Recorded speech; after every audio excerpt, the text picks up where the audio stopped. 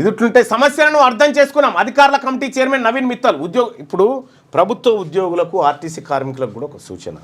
ఈ దేశం ఏ పరిస్థితుల్లో ఉంది, ఈ దేశంలో జరుగుతున్నటువంటి ఆపరేషన్ సింధూర్ ఏదైతే ఉందో ఆ కార్యక్రమంలో యావత్ దేశం అంతా అటువైపు చూస్తూ ఉంది.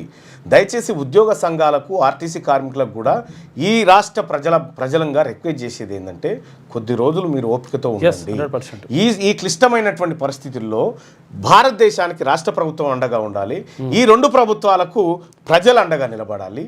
వీళ్ళందరి ఈ ఒక ప్రక్రియ కొనసాగుతున్నటువంటి సందర్భంలో ఈ దేశం ఒక తీవ్రమైనటువంటి అంశాన్ని ఎదుర్కొంటున్నటువంటి సందర్భంలో ఈ ప్రభుత్వ ఉద్యోగులు ఎవరైతే ఉన్నారో దయచేసి ఇన్నేళ్లుగా ఓపిక పట్టిరు, కొన్ని నెలల పాటు ఓపిక పట్టండి.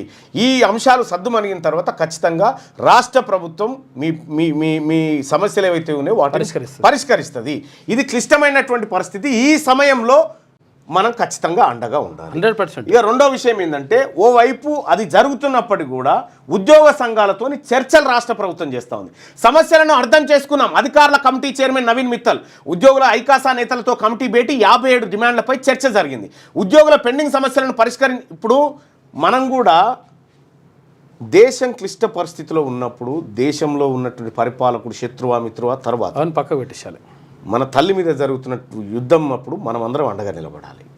ఇటువంటి సందర్భంలో రాష్ట్ర ప్రభుత్వం కులగన్న విషయంలో నాకు ప్రభుత్వానికి పంచాయతీ అయింది. కానీ ఇటువంటి సందర్భంలో మనం నైతికంగా మద్దతు 100% ప్రభుత్వానికి అండగా ఉండాలి. ప్రభుత్వం బలంగా ఉన్నప్పుడు ప్రభుత్వంతో కొట్లాడాలి, ప్రభుత్వం వీక్గా ఉన్నప్పుడు దానికి అండగా నిలబడాలి. అందుకనే తరిమల నాగిరెడ్డి గారు ఒక మాట చెప్తారట, ఏది కమ్యూనిస్టులు అంటే ఆగిన ప్రభుత్వాలని లాగుతాయట, ఉరికేటోళ్ళని గుంజుతాయట.